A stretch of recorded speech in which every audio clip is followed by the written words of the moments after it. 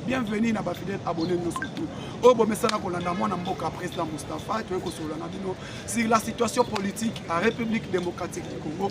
Bande ko na ngai mambu masobele na minute yo na pesi bino bon début de la semaine à tout le monde bisika bozwami et ba fidèle kimbangisi na pesi bino ba bon ba joyeux Noël na bino ba ebo fete ki lobi ba fidèle kimbangisi o bwana nkamba bwana Congo central ba ino surtout kolanda mwana mboka Moustapha na pesi bino ba joyeux Noël oyo bazaba Congomani obozola nanga na est tokosola na bino sira ce qui se passe à l'est de la République démocratique du Congo. Joseph Kabila est maintenant à Goma. Moment to solo na bino sira sur Joseph Kabila à Goma tokosola na bino yango awa tokobeta masolo na bino awa sur la situation vraiment ya Mutamba bandeko ba jeune ba congolais nyo surtout faut tobeta maboko tobetela d'abord Constant Mutamba maboko makasi oyo lelo alobisi baba Constant Mutamba alobisi baba tobeteli na ba bravo et puis to esko kolbeta masolo si Joseph Kabila bandeko bomoni ba lion o ba tambola na okatanga. Je pense que bomoni ba lion tolandi Jacques Kiabula Katwe o aza gouverneur ya okatanga. Jacques Kiabula Katwe o alobi ba lion bazami balé. Mais précisément nombre ya ba lion baza 8. Na kosala émission na deuxième partie pour vous présenter ba place au ba lion wana bazwami. Et nani abimisi ba lion wana? Pourquoi ba lion wana bazo tambola? Ba lion wana ba uti wapi? Tokobeta masolo. Bandeko ya MMM télévision boko comprendre parti on azolobela awa. Ebele babengi ngai président Moustapha to féliciter to sepeli na ba propos teni na ndenge o répondre Joseph Kabila. Po oyo Joseph Kabila alobi. Na kobeta masolo si 800 millions de dollars américains. O epesami. Et 800 millions wana au chef de l'État a imposé 150 millions. Babaki Seliango ville à Kinshasa et Daniel Bumba na chance. Bomona ki samedi totambola ki la ministre des Finances, ministre de l'Infrastructure, gouverneur à ville. De 8h jusqu'à 20h. Na sangwa bosolo na politique tozala ki nayi. Totamboli ville à Kinshasa mobimba. 20h et betel biso na njili. Concernant les travaux, il y a des routes, il y a kirage, il y a des caniveaux. Déjà OVD, déjà AGT, déjà il y a office de routes, gouverneur à ville, ministre des Finances, ministre de l'Infrastructure, donc tout de 6h à 20h. Félicitations à ministre de la Finance. Moussa les Omonana. Maintenant, Bandeko, tout le monde est Lyon. Kabila na John Numbe, Babumisi Lyon dans Lubumbashi. Na Okatanga. Ba lion wana babimisa ki bango pona nini des places batu balingi bayeba mais c'est le VPM de l'intérieur excellence ministre de l'intérieur qui a voulu faire peso ba explication claire d'abord bandeko ba congolais balingi bayeba mwana mboka oloba président Moustapha oloba ba lion wana ba uti wapi ba lion wana baza au nombre ya 8 lions ba uti na ferme ya John Numbi na ya Joseph Kabila. Ba lion wana ba fongoli bango après kolongola Kabila ba immunité parlementaire. Après kolongola Kabila ba immunité parlementaire, après discours ya Joseph Kabila. Les Katangais voulaient manifester concernant ba oyo VPM nini Sénat et Sali par rapport à manifester pour soutenir Moussala au Sénat et Sali. Moussala au ministère de la Justice et Sali. Et maintenant Joseph Kabila. Na John Numbi. Herba Moni Yango. Ba fermier ya Kabila. Ba fermier à John Numbi. Ba keba fongoli ba lion wana. Pour empêcher les Katangais qui voulaient sortir dans la rue. Pour qu'on se là. Pour qu'on la content. Pour qu'on soutenir Sénat.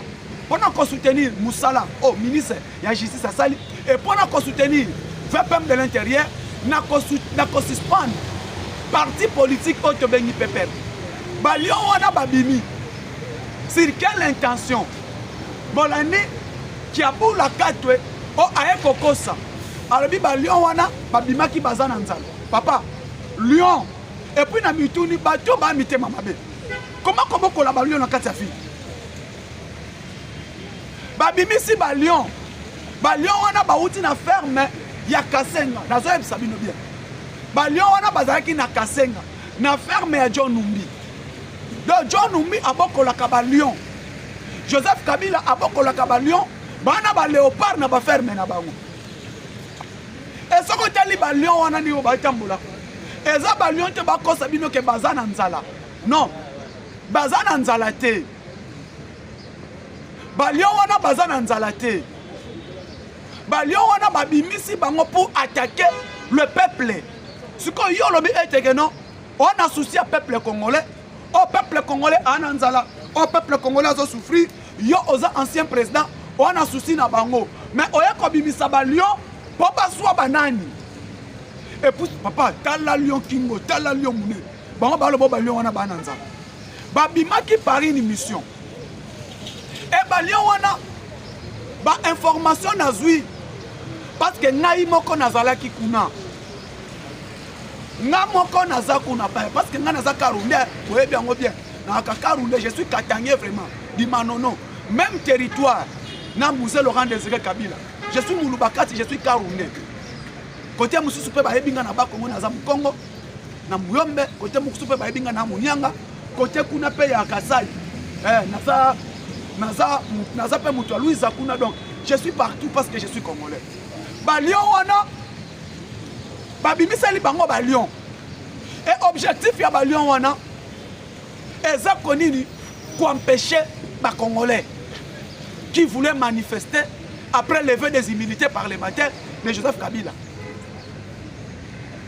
population o ba sepelaki o ba linga ba beta ba siffler o ba linga ki babina après kolongola Kabila ba immunité et population ba ki na sengo makasi après discours ya Kabila raté population zelaki na kanda contre discours au Joseph Kabila sali ndebo moni ebimika na tawana bafongoli balio na faire et gouverneur ya Katanga doit nous expliquer ba ferme wana batoyo sur ces lions mes frères congolais des pères et des mères na ligne peto solo na pembe na kao et là kozoka musangai partout bokende beaucoup ta ba ferme boke kotoyo beaucoup de Joseph Kabila na ba ferme boke kotoyo beaucoup de John Numbi na ba ferme boke kotoyo beaucoup de Nanga na ba ferme boke kotoyo carré minier à Kabila après carré minier à Kabila o elandi ferme ya Olive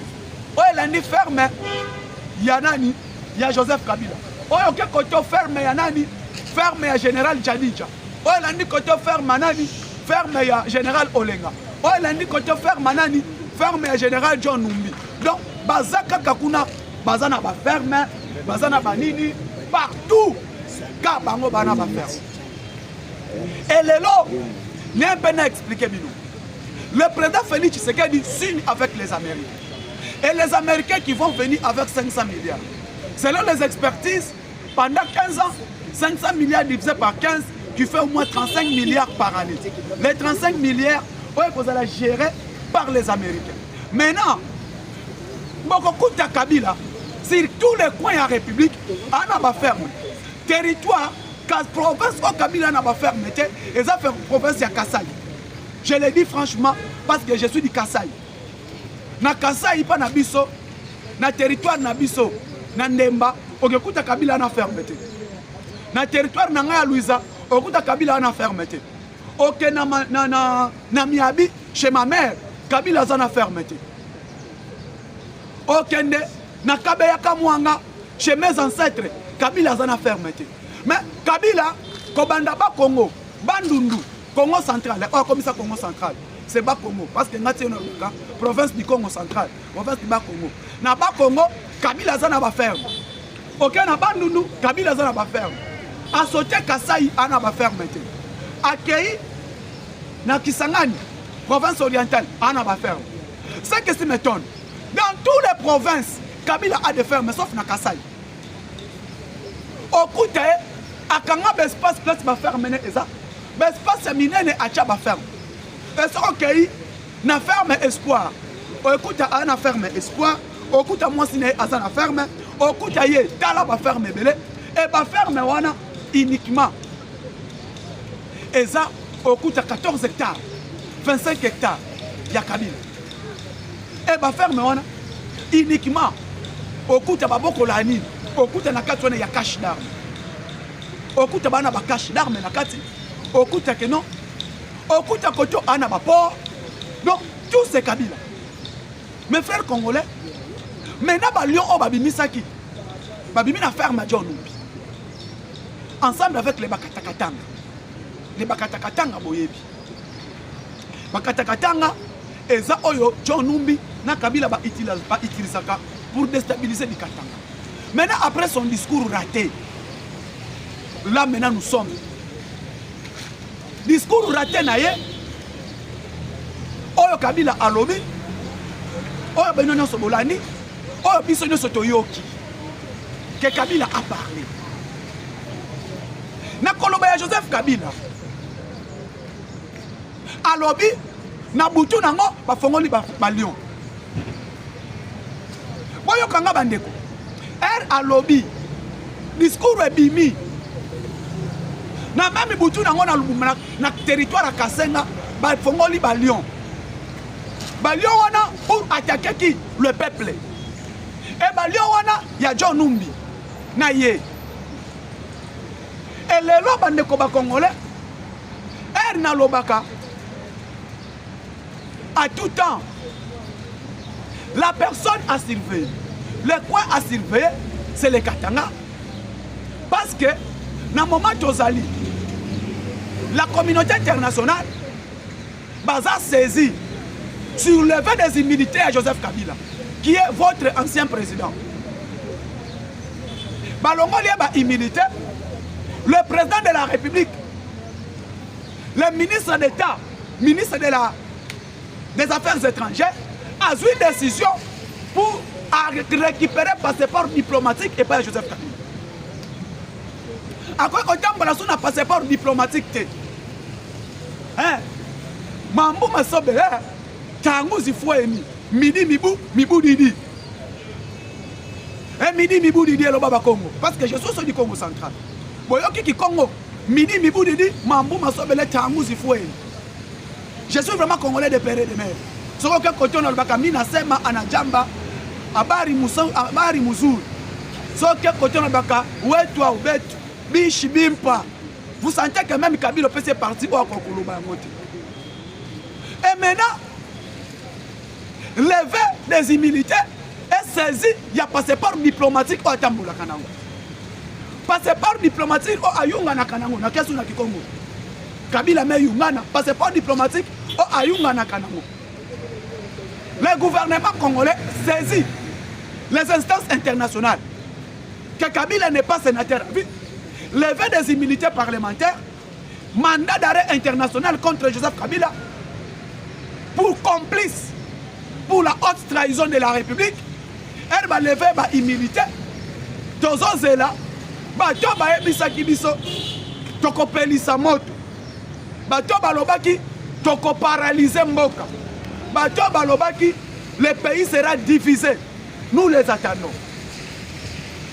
Ba Ramazani Shadari, Shadarera, ba Johnny Numbira, ba Sivi Wembire, do ba tutu wana o balobaki. Ne boyoki Kabila après koloba na ye, Kabila qualifie le régime de Tshisekedi régime ya dictature. Ah, bapangi na munu. Bapangi na munu mebu ya munu samu na mbongo. Kabila a qualifié régime ya Tshisekedi régime ya dictature. Bande konangai na Tshisekedi na Kabila nani a géré régime ya dictature. Qui fit un grand dictateur? Parce que quand Kabila qualifie Tshisekedi un dictateur, ça m'étonne. Ça m'étonne. Où se trouvent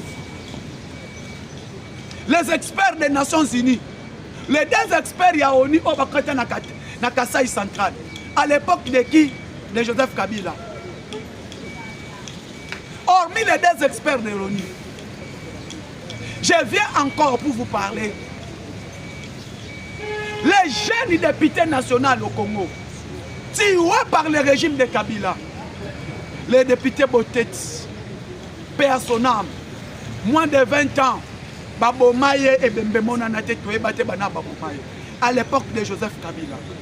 Bande Konangaï, Joseph Kabila avait qualifié Tshisekedi d'un dictateur. Kabila a émis Sabiso, Chebeya qui l'a tué. À l'époque de qui? Parce qu'il fait Kabila, Kabila nous pas un gestionnaire, c'est un démocrate, c'est quelqu'un qui aimait la paix, c'est quelqu'un qui voulait ceci. Bandeko, Kabila parle de nous. De Fidel Bazana, Moutaboma Fidel Bazana Zanani. Joseph Kabila, à l'époque Nayo, Olingo Ebsabiso Kabila Tshisekedi c'est un dictateur. Démocratie et zongissima. Mais Joseph Kabila, expliquez-nous un peu. Expliquez Bisso. En pleine campagne électorale, il y a Chichi Aye, le combattant de l'IDPS, Bazo Betabango à bout portant, pendant que toi tu règnes et tu gouvernes le pays. Kabila Ebisa Bisso. À l'époque, Nayo, il mange à Pamba ce que Bimina téléphone. C'est tout un problème. Kabila veut nous parler que non, il a géré le pays bien, il y a eu quand même bien évolution, marche. Peuple congolais mangeait 3 fois par jour, peuple congolais Misala et Zalaki, peuple congolais vivait en paix, peuple congolais, il y a eu quoi? Kabila et Bisabiso congolais en lié 3 fois par jour. Pendant qu'il y a dirigé Mboka. C'est les insultes contre les Congolais. Quand Joseph Kabila parle de gestion, il a bien géré le pays. Il y a eu l'état de droit, il y a eu la bonne gouvernance, il y a eu la bonne justice. Kabila yebisa biso. Na époque Kabila président, bakezwa mbongo asnel na braza, mbongo ekoyi na fleuve. Mais mutongo akoyi a noyauté. Ande ko boyebisa biso. Bo Chab akezwa mbongo akura na biso 340 millions. Alobi mbongo ekoyi na fleuve na boîte. Mbongo mboka bakezwa na boîte. À l'époque, il y a un peu. Aujourd'hui, les gens ont vécu procès Boukangalonzo, non? Qui ne savent pas procès Boukangalonzo? Joseph Kabila était président. Va détournement des biens publics. Les gens ont le bâté. Mboka Oyo, Ezali, na moment où est commis, était au Mboka Komeli. C'est qui? Guerre à Est. Les gens ont la guerre à Est, na Mboka Nabiso. La guerre partout. La guerre de l'Est, parlons un peu de ça. Les gens ont comprendre que Kabila a conquis le M23. Or, c'est le premier M23. Parce que les gens lobby a que na Goma, a que Fanda na Goma. Kabila yozo kanzati yoko kokabola mboko. Bon, le bel abysse, comme si on a dit non, Libye comme 3, Libye comme 3. Comment traiter Congo comme à droite? Les Congo restent indivisibles. Okanisaki Tshisekedi Yuma. Okanisaki Tshisekedi Yuma. C'est un Azak Kinois Noko ya solo. Fachi Kinois, vrai Noko ya solo. Bon comprendre que Azak Kinois, Azui, Acheli Binona nous gouverneur. Et puis lobby bomoni bisogno surtout les gens qui insultent qui disent n'importe quoi. Samedi de 8h à 20h. Kinshasa Mobimba ministre infrastructure gouverneur na ministre en finance Batam. Bolandi interview mukena ko tshela bino na dernière partie. Il y a ministre en finance qui dit to uti ko 800 millions. 800 millions de dollars et président Félix Tshisekedi alobi nini? Ba tsango na eloko côté 800 millions tout na banzela. Mutu alobi ngo ministre en finance gouverneur à ville, à Telemi, ministre en finance, ministre infrastructure, DG à OVD, il y a office de route à GTC, à Telemi, de 8h à 20h. Ha, bah tu as mis un côté, bah c'est quoi? Faut pas sentir, un gouverneur, ministre en finance à la Biboé, avant d'appeler Sambongo, faut n'attendre la place Nzele Kobanda, bah qui mouenza, bah quelle route bah il passe, bah l'ongo on a bah que avenue Moko ils ont raconté à Nzela Maï, toute cette route là. Ba nzela wana bazuango bakena changu pa na biso babandi na kimbuta balongwa bakenjili balongwa njili bakenjili brasserie bakeki mbatseke. Donc je vous dis le gouverneur le ministre en finance a lobby clair Hormis ce qu'on a donné, le président de la République, Baya Awana, Avenue Oyo Kabamba, Batamboli partout, tout partout donc. Le samedi, toute la journée, le gouverneur de la ville, le ministre des Finances, le ministre des Infrastructures, tout, ils ont sillonné la ville de Kinshasa. Hormis là, Madame la militant, la première ministre, la princesse Judith Soumino Toulouka, il était à Kastanga, à Kassai, na Kassai central chez nous, na Kananga, parce que on était là. Tozalaki accueilli à l'objet pour quitter Mata. Nzela oyoyo Kalamba Mouji et Salema. Et puis biloko tu achètes Katende, si est commis 800 millions. Fati Achango na mboka uniquement pour les routes. Bandeko, oh balobaka bolo banabino. Moi je vous dis 150 millions réservés uniquement pour la ville de Kinshasa. Où on va faire 150 km de route. Félicitations au ministre de la Finance. Félicitations au ministre de l'Infrastructure. Merci beaucoup. Na Agence congolaise des grands travaux, ministre des Infrastructures. Oh, Bakosala Moussala. Alors, Biboye, exact chronomètre, fini. Parce qu'on a lancé tous les travaux. Parce que pendant cette saison sèche, on doit faire toutes les routes dans la ville province de Kinshasa et partout au Congo, le Haut-Congo. Nous avons été juin, courant Bandundu Zopela. Bandundu, courant Zopela dans le mois de juin. Nous avons Kabila maintenant est en train de pleurer, est en train de yungana. Vous allez comprendre pourquoi beaucoup ne prennent pas S à la fin. De soutenir mon Konzamboka, de soutenir le chef de l'État, surtout derrière ma pinga école, bendele ko ya tête ko pour école to kutani mokolo lobi. Ciao, à la prochaine. Direct le Parlement.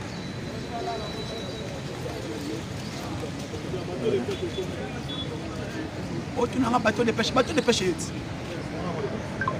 1900.